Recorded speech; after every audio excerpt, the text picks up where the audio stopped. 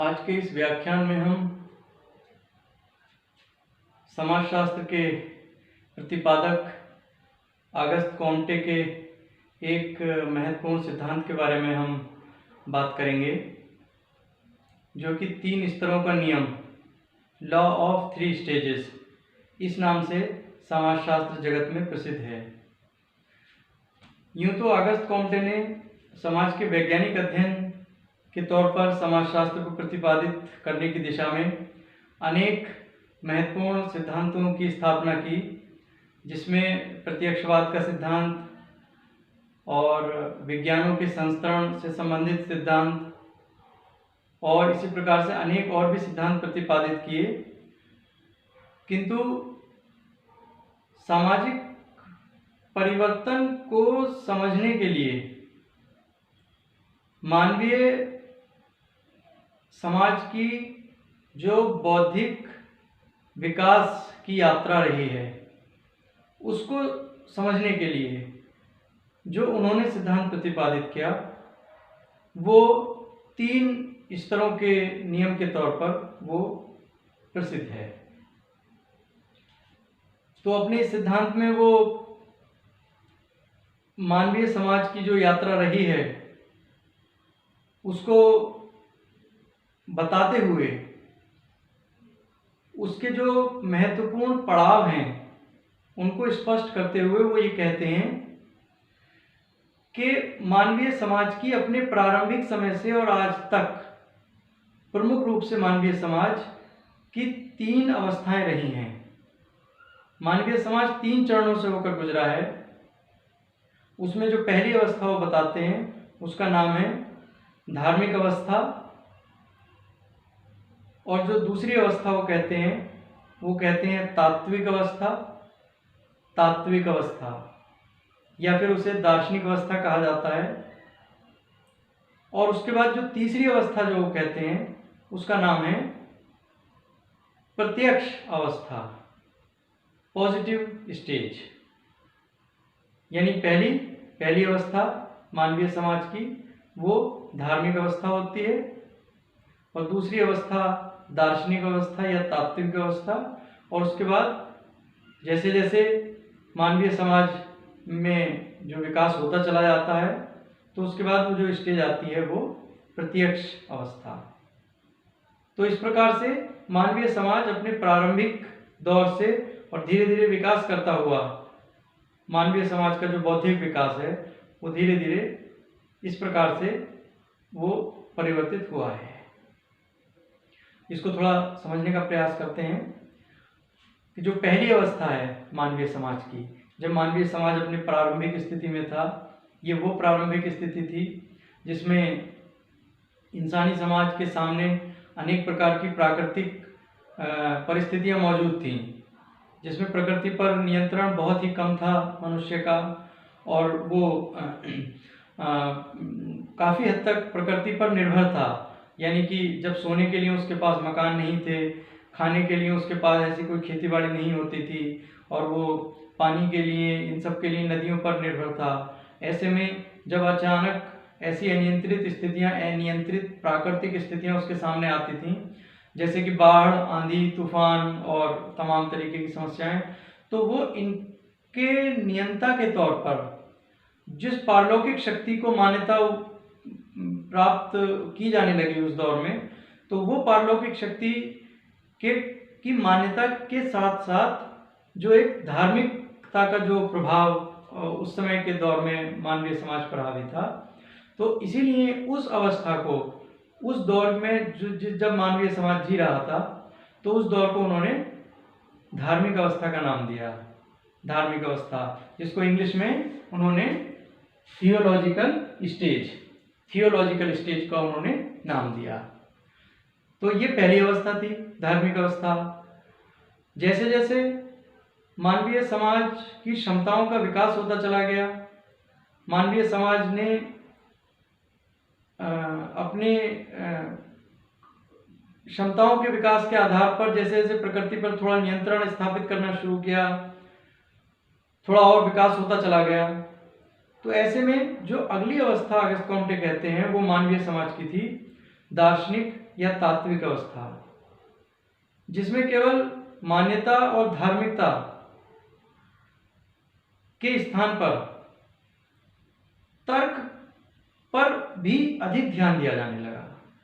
Logic, तार्किक चिंतन, जिसमें केवल पारलौकिक शक्ति को पर विश्वास केवल करे जाने की बात नहीं की जाने लगी, बल्कि तर्क की कसौटी पर इस पूरी चराचर जगत को, ब्रह्मांड को, उससे संचालित शक्तियों को समझने का प्रयास किया जाने लगा।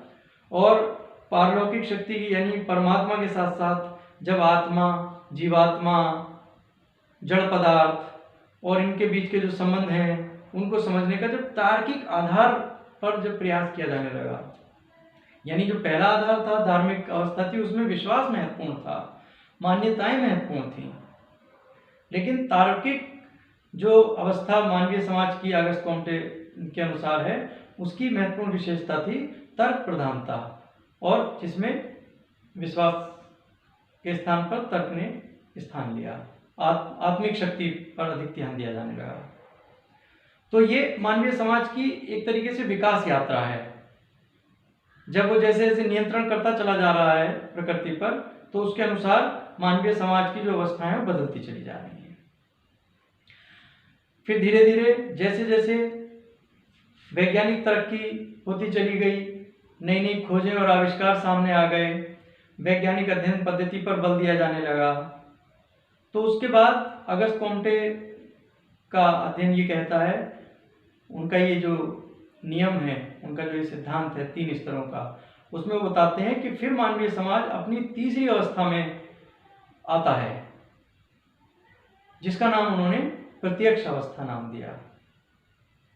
और इस प्रत्यक्ष अवस्था की जो महत्वपूर्ण विशेषता है वो है न केवल तर्क, बल्कि वैज्ञानिक अध्ययन और वैज्ञानिक सोच और वैज्ञानिक तरक्की पर अधिक बल देना, इन तीनों चीजों से अधिक प्रभावित होना। वैज्ञानिक अध्ययन पद्धति यानी जो निरीक्षण और परीक्षण पर बल देती है, तो निरीक्षण और परीक्षण पर आधारित और वैज्ञानिक तरक्की और वैज्ञानिक खोजों पर आधारित जो अवस्था जब मानवीय समाज की आ गई, तो उस अवस्था को उन्होंने कहा प्रत्यक्ष अवस्था। तो इस प्रकार अगस्त कॉम्टे मानवीय समाज और उसमें जो परिवर्तन की दशाएं और दिशाएं हैं उसको स्पष्ट करने का वो प्रयास करते हैं इस अपने 3 स्तरों के नियम के आधार पर। मानवीय जो मानव की जो बौद्धिक यात्रा है, बौद्धिक विकास की जो यात्रा है, उसमें परिवर्तन की जो स्थितियां हैं उनको स्पष्ट करने का प्रयास करते हैं अपने इस 3 स्तरों के सिद्धांत के आधार पर, कि कैसे शुरुआती समय में प्रकृति पर बिल्कुल नियंत्रण नहीं था इंसान का, और प्रकृति के नियंता के तौर पर जो पारलौकिक शक्तियों को माना, तो उन पर विश्वास, उनकी मान्यता के आधार पर जो धार्मिकता थी वो अधिक थी। उसके बाद धीरे धीरे जैसे जैसे नियंत्रण बढ़ता चला गया, इंसान की क्षमताओं का विकास होता चला गया, तो उसके साथ साथ फिर वो दार्शनिकता का यानी कि तार्किकता का स्तर आ गया, और फिर जैसे जैसे और विकास हुआ तो उसके बाद वैज्ञानिक तरक्की का एक युग आया, जो प्रत्यक्ष अवस्था के तौर पर वो उसको मान्यता देते हैं। अब अगस्त कॉम्टे एक और महत्वपूर्ण बात अपने इस सिद्धांत में कहते हैं, जिसका यहाँ पर उल्लेख करना महत्वपूर्ण है, और वो ये कि किसी भी मानवीय समाज में ये कोई आवश्यक नहीं है कि केवल एक ही अवस्था उस मानवीय समाज में उपस्थित हो। जैसे आजकल की यदि हम बात करें तो पूरी दुनिया में अगर हम बात करें तो काफी हद तक हमें दिखाई देता है कि इस समय हम प्रत्यक्ष अवस्था के दौर में हैं, क्योंकि वैज्ञानिक तरक्की और प्रगति बहुत ऊंचाइयों को छू रही है। इंसान ने अपनी क्षमताओं का इतना विकास कर लिया है, वैज्ञानिक अध्ययन पद्धति का इतना प्रयोग इतना उच्च स्तर का हो चुका है कि इंसान ने बहुत अधिक नियंत्रण अपना स्थापित कर लिया है। तो ऐसा कहने में ऐसा लग सकता है कि क्या मानवीय समाज के सामने मानवीय समाज केवल इस समय प्रत्यक्ष अवस्था में ही है। तो अगस्त कॉम्टे इस बात को स्पष्ट करते हुए कहते हैं कि किसी भी मानवीय समाज में ये आवश्यक नहीं है कि केवल एक ही अवस्था हो, ये तीनों अवस्थाएं किसी भी दौर में मानवीय समाज में हो सकती हैं। तीनों अवस्थाएं हो सकती हैं। अगर आजकल प्रत्यक्ष अवस्था का युग है तो इसी आजकल के ही मानवीय समाज में हमें धार्मिक अवस्था भी देखने को मिलेगी। आज के ही इस प्रत्यक्ष जो प्रभावी जो अवस्था है उसी में दार्शनिक या तात्विक अवस्था भी मौजूद है। धार्मिकता की अवस्था भी मौजूद है, तात्विकता की अवस्था भी मौजूद है। किंतु अगस्त कोम्टे ये स्पष्ट करने का प्रयास करते हैं कि असली बात यह है कि इन तीनों में से कौन सी अवस्था बाकी दोनों अवस्थाओं पर अधिक प्रभावी है, तो वो अवस्था वही अवस्था कहलाएगी जो अधिक प्रभावी होगी। यानी इस समय वर्तमान में वैज्ञानिक अवस्था यानी कि जो प्रत्यक्ष अवस्था है वो, बाकी दोनों अवस्थाएं भी मौजूद हैं लेकिन प्रभावी जो है वो प्रत्यक्ष अवस्था है। इसलिए हम आज के जो इस दौर को हम प्रत्यक्ष अवस्था जो है वो कह सकते हैं। तो ये है अगस्त कोम्टे का जो तीन स्तरों का जो एक नियम है, वो इस प्रकार से मानवीय विकास, मानवीय बौद्धिक विकास की जो यात्रा है उसकी अवस्थाओं को स्पष्ट करने के प्रयास करते हैं। वो मानवीय समाज का जो परिवर्तन की दिशाएं हैं यानी सामाजिक परिवर्तन की जो स्थितियां हैं उनके जो महत्वपूर्ण पड़ाव हैं उसको स्पष्ट करने का प्रयास करते हैं।